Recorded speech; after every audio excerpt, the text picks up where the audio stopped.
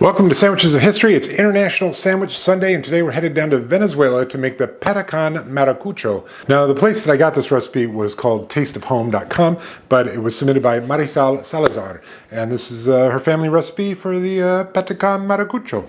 First thing we got to do is cook a chicken breast. I flattened it out a little so it'll cook evenly, and I'm going to fry it for about 4 minutes on this side, flip it over, add some chicken stock, and do a little bit of a braise sort of thing so I can shred it easily with forks. Okay, chicken's done, so now we shred it with forks. If I was doing more than one chicken breast, I'd probably bust out the KitchenAid stand mixer and use the paddle attachment. Brilliant for shredding chicken. Now we let the chicken cool and prep our plantain. Cut off the top, bottom, cut a seam in it, cut it in half, peel. Now we fry the plantains in some sunflower oil, 3 to 4 minutes on each side until golden brown. Okay, now we remove them to a paper towel to drain for a little bit. Now between 2 pieces of oiled cling film, we go ahead and flatten it out.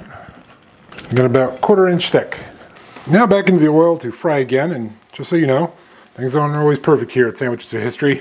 Had a little bit fall off. Now to make our filling, we add mayonnaise to our shredded chicken. Now we build our sandwich. Bottom layer, tomato, salt, pepper. Here I'm straying from the recipe a little bit.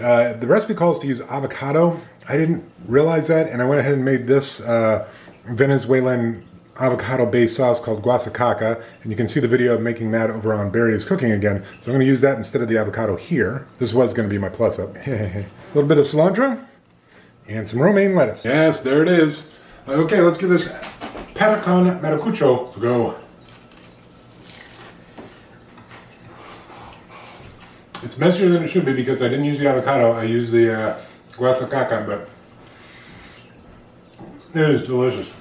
The crunch of the plantains, a little bit of sweetness from the tomato, the nice creamy chicken, and that Guasacaca has onion, garlic, cilantro, parsley, jalapeno, onion, olive oil, and it's delicious. That was going to be my plus up, but now I'm going to do something else to plus it up because I got a little something I want to try. I'm going to put on a little bit of the Salsa Macha, which I also made over on Barry's Cooking Again. It's a Mexican salsa, but I think it's going to taste really good on this. My apologies to Venezuela if that's offensive, but I think it's going to taste good. You should try it. Okay, let's give this plussed up Patacon Marachucho a go. A couple other things I forgot to mention are in the Guasacaca: lime juice and vinegar. So there's a brightness to it, herbaceousness to it.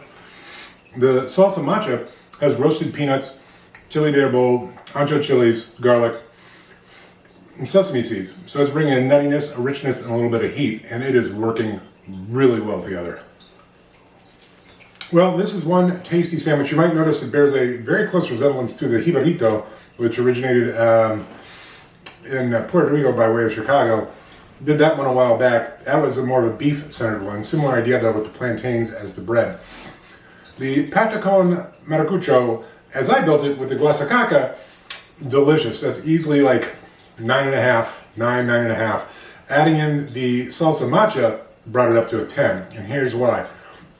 You get this rich, earthy, nutty flavor. You get this wonderful chili pepper kick and flavor, and it matches up really well with the Guasacaca, which has the lime, the vinegar, the avocado, onion, garlic, cilantro, parsley. Just tasty. This is a delicious sandwich. Highly recommend you make it. I'll put a link to the recipe that I used in bio, and I'll put links for the 2 different sauces as well if you want to make those as well. I'm definitely going to finish this. I would definitely make this again in a hot minute. All right. See you tomorrow. Yeah.